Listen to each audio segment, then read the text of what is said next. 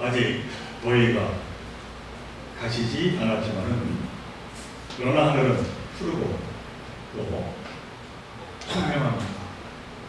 하나님께서는 변함없이 그에 맞는 계절을 허락하여 주십니다. 이 시간 마음을 다하여 이와 같은 하나님께 감사와 찬양을 올려드리는 여러분 모두에게 때에 따라 주시는 주님의 아름다운 삶의 결실이 충만하시기를 간절히 축원드립니다. 사무엘상 15장에 보면 사무엘과 그리고 사울 왕과의 한 일화가 나오고 있습니다. 그리고 거기에는 너무나도 우리가 잘 아는 말씀이 나옵니다. 22절의 말씀, 순종이 제사보다 낫고 듣는 것이 순양의 기름보다 나으니라 하는 말씀입니다.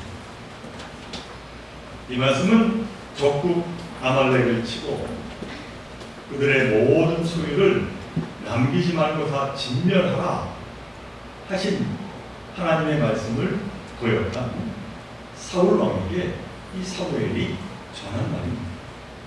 사울 왕은 전쟁에 이기고 사심을 이제 품게 되었습니다. 그래서는 좋은 양과 소들을 전리품으로 챙기게 되었습니다. 그런데 이 사실이 발각되자 변명하기에 급급합니다. 하나님께 좋은 재물을 올려드리고자 남겨놓은 것이라 그렇게 변명을 한 것이죠. 그러자 하나님은 이 사울을 왕으로 세우는 것을 후회하시게 됩니다. 그래서는 사무엘상 15장 11절에서 내가 사울을 왕으로 세운 것을 후회하노니 그가 돌이켜서 나를 따르지 아니하며 내 명령을 행하지 아니하였음이니라 이렇게 말씀을 하십니다. 곧 하나님은 순종을 그 무엇보다 중요하게 여기신다 하는 그러한 말씀인 것이죠. 오늘 창세기 22장의 말씀을 제가 본문으로 택했습니다만 이 말씀 또한 이 성경 가운데서 순종에 관한 이야기로 우리에게 너무나도 잘 알려진 말씀입니다. 오늘 본문은 하나님이 아브라함을 시험한 이야기입니다. 그리고 그 시험의 내용은 다름이 아니라 아들 이삭을 번제물로 바치라 라고 하는 것이었습니다. 그리고 이 이야기의 결말, 우리가 잘 알고 있듯이 너무나도 힘든 이 명령, 도저히 이해할 수 없는 이 명령을 아브라함은 순종했다는 것이죠. 물론 사무엘이 이야기하는 그 순종과는 결이 좀 다릅니다만 그러나 순종이 무엇입니까? 선조인 아브라함을 통해서 이미 성경은 우리에게 말씀을 하고 있음을 보게 됩니다. 자, 그런데 문제는 이 같은 아브라함의 순종에 대해서 이 같은 일이 만일 저와 여러분에게 일어난다면 과연 아브라함과 같은 순종을 우리가 가질 수 있을까라고 하는 것이죠. 여러분은 어떠십니까? 정말로 대답하기 어려운 너무나 힘든 문제가 아닐 수 없지 않겠습니다. 하나님의 같은 명령은 참으로 우리가 받아들이기에는 힘들고 이해할 수 없는 명령이 아닐 수가 없습니다. 오늘 본문 1절 앞부분에서 보면 그 일 후에 라는 말로 시작합니다. 이는 하나님의 시험이 왜 있게 되었는지를 알려주는 실말입니다. 여기서 그 일이란 아브라함이 가정적으로는 물론이고 경제적이고 사회적인 모든 면에서 축복을 누리고 있던 상황을 가리킵니다. 그러니까 하나님 아브라함이 인생의 황금기를 이제 보내고 있을 때에 그 같은 힘든 시험을 하시고자 했다는 것이죠. 아니 왜 하나님은 굳이 그 좋은 시기에 아브라함을 시험하셨을까요? 사람은 누구나 역경이 닥치면 하나님을 찾게 마련입니다. 역경 속에서는 하나님의 도우심이 절실하기 때문입니다. 하지만 여건이 좋아지면 영적으로 나태해지기 쉽습니다. 아쉬운 것이 없다면 하나님께 의지하는 마음도 좀 느슨해질 수 있기 때문입니다. 물론 그렇다고 아브라함이 그래서 믿음이 약해졌다라고 하는 것은 결코 아닙니다. 아브라함은 여전히 하나님을 향한 그 신실한 마음을 가지고 있었습니다. 하지만 외아들과 관해서는 좀 문제가 있었습니다. 오늘 2절에서 하나님이 아브라함에게 이렇게 명령하십니다. 네 아들 너의 사랑하는 독자 이삭을 모리아 땅에 가서 번제물로 바치라 라고 합니다. 우리는 여기서 하나님이 굳이 아브라함을 시험하고자 하는 매우 중요한 단서 하나를 나누게 됩니다. 그것은 다름이 아니라 그냥 아들 이삭이 아니라 하지 아니하고 구태여 너가 사랑하는 외아들이라고 하는 그 대목에서 우리가 찾아볼 수 있습니다. 그러니까 하나님은 아브라함이 외아들 이삭을 너무나도 사랑하며 애착하고 있음을 알고 계셨다는 것이죠.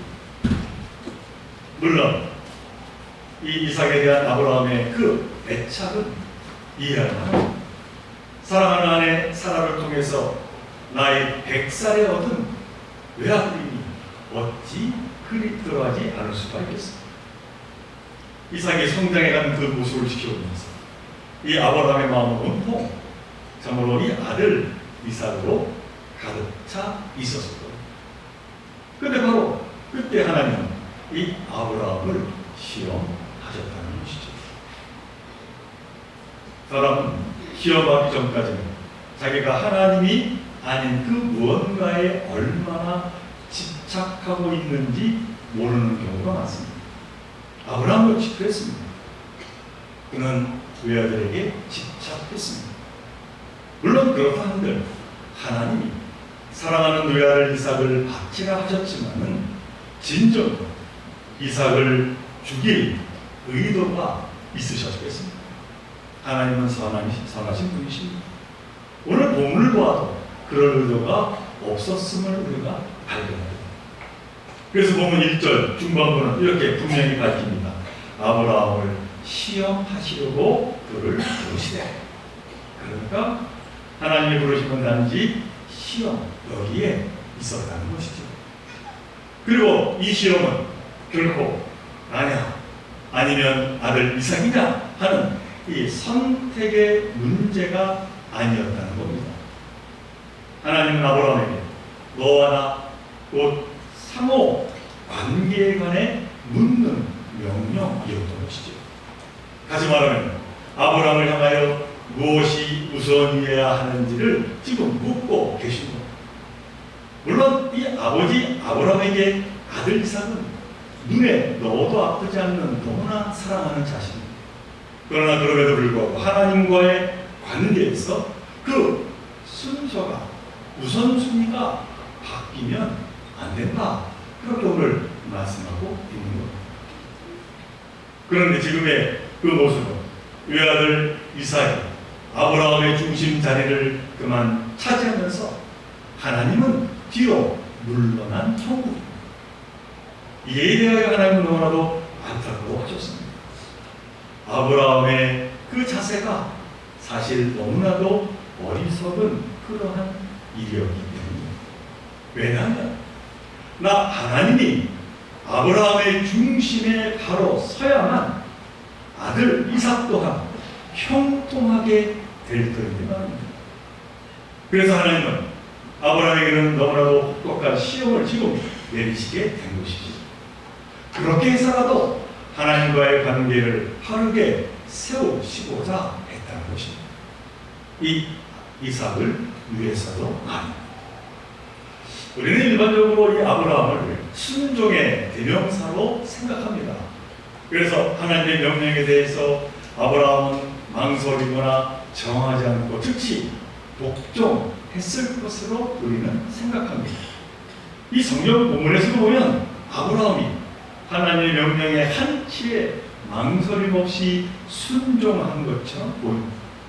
특별히 3절을 보면 아브라함은 받아들이기 어려운 그 하나님의 명령에 대해서 이런 반구 어떠한 말도 없을 뿐만이 아니라 다음날 아침 일찍 일어나 모리아 땅을 향해 떠났다. 그렇게 성경은 기록하고 있습니다. 오늘 보면 3절의 말씀은 좀 쉬운 세 번역으로 제가 다시 한번 읽어드립니다. 아브라함이 다음날 아침에 일찍 일어나서 나귀의 등에 안장을 얻었다. 그는 두 종과 아들 이삭에게도 길을 떠날 준비를 시켰다. 번제에 쓸 장작을 쪼개어 가지고 가서 그는 하나님이 그에게 말씀하신 그곳으로 길을 떠났다. 이렇게 기록하고 있습니다. 이 본문에서 보니까 아브라함이 아침 일찍 일어나 가장 먼저 한 일은 나귀의 안장을 얻는 일이었습니다. 이어서 두 종을 부르고 그런 다음에 아들을 데려오게 했습니다. 그렇다면 그 다음에는 떠나는 일밖에 없을 겁니다. 그런데 떠났다는 말은 안 나오고 아브라함은 종들과 이삭을 옆에 세워놓고 엉뚱하게도 장작을 쪼갰다 하는 말이 나오고 있습니다. 아니 왜 그 많은 종들을 미리 시켜서 장작을 쪼개 놓으면 되지.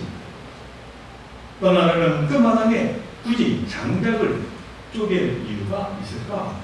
라고 하는 것이죠. 이것은 아브라함의 마음이 어수선하고 참으로 뒤죽박죽 되어 있음을 보여주는 대목입니다. 일순간이지만 하나님의 뜻을 거스르고 싶은 마음, 그래서는 안 된다는 마음, 이 두 마음이 지금 기본되어 있음을 보여주는 그런 이야기입니다. 구약 신학자들 가운데는 순간적이지만 아브라함이 아들 이삭을 멀리 도망치게 하려 했다. 그렇게 주장을 펴기도 합니다. 그리고 그 이유의 근거는 바로 이 나귀 때문이라 그렇게 이야기합니다. 왜냐하면 이스라엘의 초대 전통에서 볼 때 하나님께 제사를 지내러 갈 때에는 다 걸어서 올라갔기 때문입니다. 그래서 이 아브라함도 이 전통을 따랐을 것이다. 그렇게 예상합니다. 오늘 본문에서도 보면 나귀를 교동했지만 누가 탔다 하는 말은 거기 없습니다. 그런데 좀 이상한 장면이 등장합니다. 그것은 다름이 아니라 오늘 보면 3절 중반에 나오는 내용으로 아브라함이 나귀 등에 안장을 얹었다 라고 하는 그런 사실입니다. 이 안장이라고 하는 것이 무엇입니까? 사람이 나귀를 편히 탈 수 있게 하기 위한 것이죠.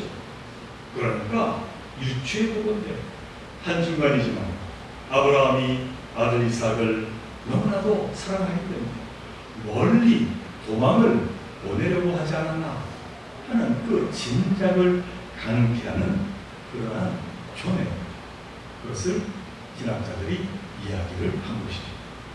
그리고 또 하나 유심히 살펴보아야 할 것은 하나님은 이 아브라함에게 그 자리에서 즉시 아들 이삭을 제물로 바치라 그렇게 명령하지 않았다는 것이죠.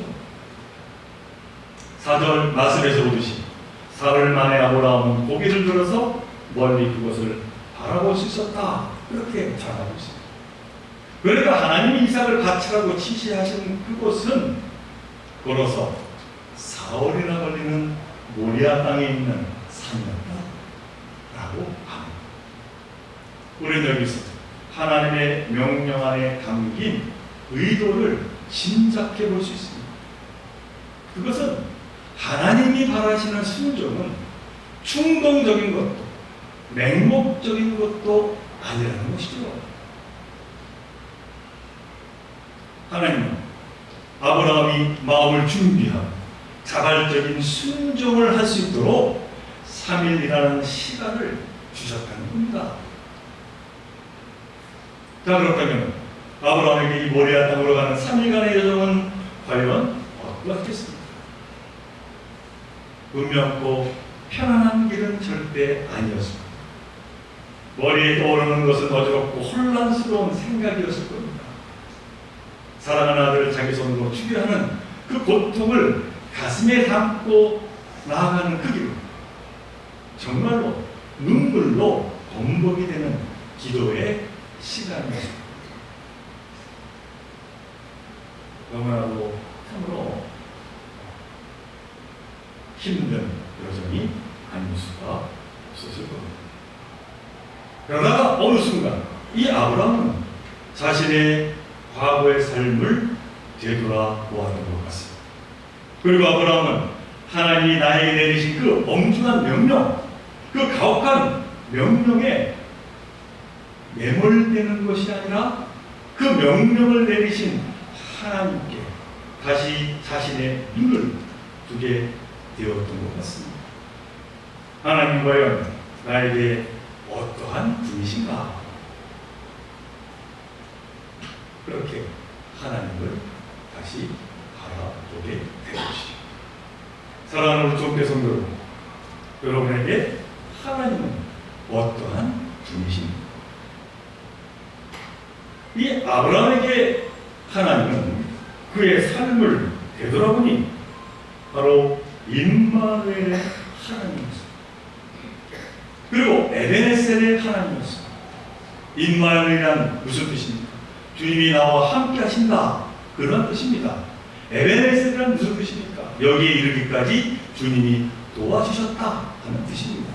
그러니까 갈대아 우르에서 아브라함을 처음 부르실 때부터 그 참으로 황망한 광야 길을 걸어 여기에 이르기까지 하나님은 한결같은 사랑으로 이 아브라함과 함께하여 주셨으며 그를 인도하시고 도우신 분이셨다라고 하는 것이죠.